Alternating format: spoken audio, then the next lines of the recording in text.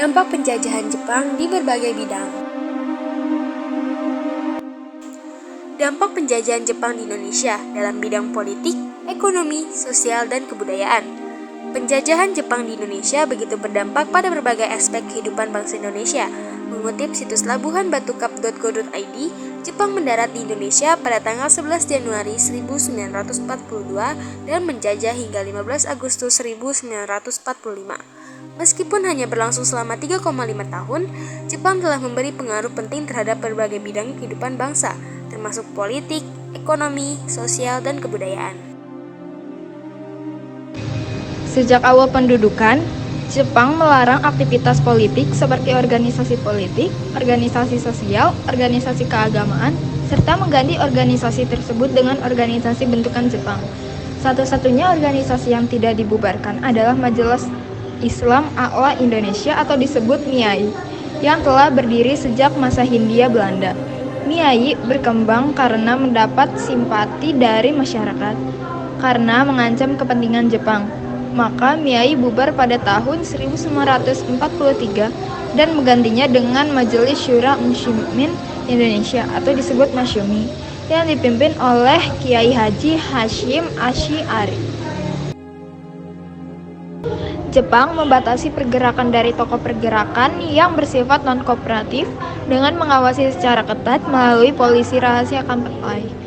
Hak asasi manusia pada masa pendudukan Jepang nyaris tidak berlaku. Berikut adalah hal-hal yang dilakukan Jepang untuk menarik simpati penduduk Indonesia. Bahasa Belanda membentuk kerjasama dengan tokoh nasionalis melalui gerakan 3A, membentuk organisasi pusat, tenaga rakyat, Putra, dan menempatkan 4 serangka yaitu Soekarno, Hatta, Ki Hajar Dewantara, dan Kiai Haji Mansur sebagai pemimpinnya.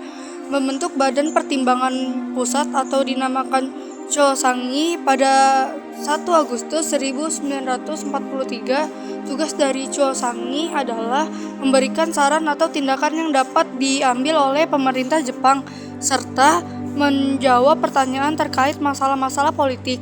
Mendirikan Jawa Hokokai, Himpunan Kebaktian Jawa, pada tahun 1944.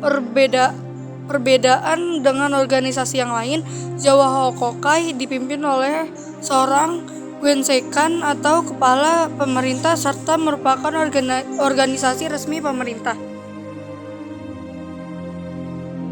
Yang kedua, bidang ekonomi.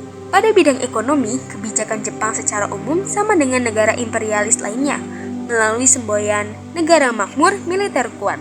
Jepang memiliki tujuan menjadikan Indonesia sebagai salah satu basis militer serta wilayah industri. Untuk itu, Jepang mulai mengeksploitasi segala sumber daya yang tersedia untuk kepentingan perang. Hal ini terlihat dari hal-hal berikut. 1.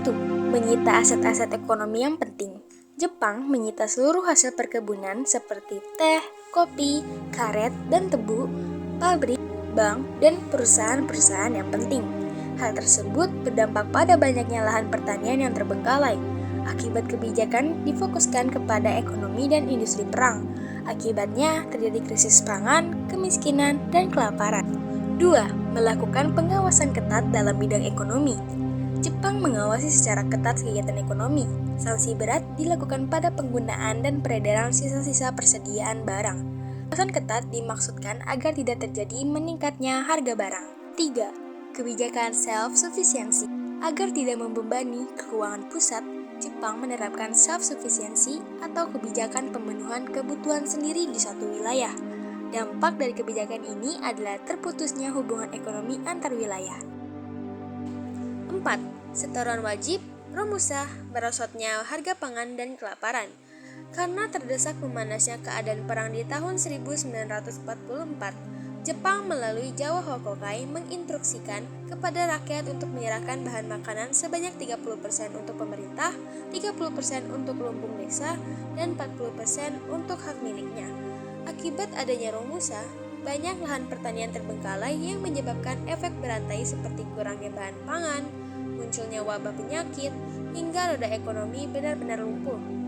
Untuk mengatasi hal ini, Jepang mendirikan Kumiai, yaitu koperasi yang bertujuan untuk kepentingan bersama dan mengenalkan sistem pertanian line system yaitu sistem pertanian secara efisien.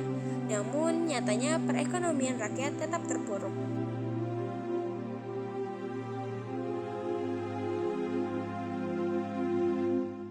Dampak yang ketiga adalah dampak sosial. Di dalam dampak sosial ini memiliki 3 poin. Yang pertama adalah bidang sosial. Munculnya sistem Romusa, selain perekonomian yang terpuruk akibat kebijakan ekonomi Perang Jepang, pengerahan tenaga kerja melalui Romusa juga berdampak negatif pada perkembangan sosial masyarakat Indonesia. Romusa dimobilisasi untuk pembangunan sarana perang tidak hanya di Indonesia saja, melainkan di Burma, di Mungtai Thailand, Vietnam, dan Malaysia. Selain Romusa, juga diterapkan Jugun Ain Fun, yaitu merekrut para perempuan untuk dijadikan penghibur bagi tentara Jepang. Yang kedua adalah pendidikan. Selama pendudukan Jepang, kondisi pendidikan menurun drastis bila dibandingkan masa Hindia Belanda. Kegiatan perguruan tinggi juga sempat berhenti beberapa saat. Baru pada tahun 1943, pendidikan perguruan tinggi mulai dibuka kembali. Para pelajar diberikan selokan Hakko Ichiyu, yang berarti 8 penjuru dunia di bawah satu atap. Satu atap yang dimaksud adalah di bawah kekaisaran Jepang. Ajaran Hakko Ichiyu ditunjukkan sebagai doktrin dari pihak Jepang. Yang ketiga adalah penggunaan bahasa dan stratifikasi sosial. Meskipun kebijakan Jepang banyak yang negatif, terdapat beberapa kebijakan positif yang dapat dirasakan bangsa Indonesia. Salah satu di antaranya adalah diharuskannya bahasa Indonesia sebagai bahasa pengantar. Selama masa penjajahan Jepang, bahasa Indonesia mengalami perkembangan yang pesat. Selain itu, terbentuknya sistem stratifikasi baru di masa Hindia Belanda, di mana pribumi menjadi golongan di atas bangsa Eropa dan Timur Asia. Yang keempat, bidang kebudayaan. Sebagai negara fasis, Jepang menerapkan disiplin yang tinggi. Hal inilah yang ingin diturunkan Jepang kepada bangsa Indonesia. Jepang mewajibkan rakyat Indonesia untuk membungkukkan badan sedalam-dalamnya ke arah mata terbit atau dinamakan Seikei-rei. Pemerintah Jepang juga mendirikan pusat kebudayaan yang bernama Keiminbun Keshidoso sebagai wadah perkembangan kesenian Indonesia. Namun, organisasi ini dimanfaatkan Jepang untuk mengawasi dan mengarahkan seniman agar karyanya tidak menyimpang dan melawan Jepang. Di sisi lain, muncul buku-buku karya sastra yang dibiarkan berkembang karena tidak bertentangan dengan Jepang seperti Cinta Tanah Air karya Nur Sultan Iskandar, Palawija karya Karim Halim, dan Angin Fuji karya Usmar Ismail. Sebaliknya, karya sastra yang bertentangan dengan Jepang dilarang dan penulisnya dimasukkan ke penjara seperti karya sastra Siap Sedia karya Khairil Anwar.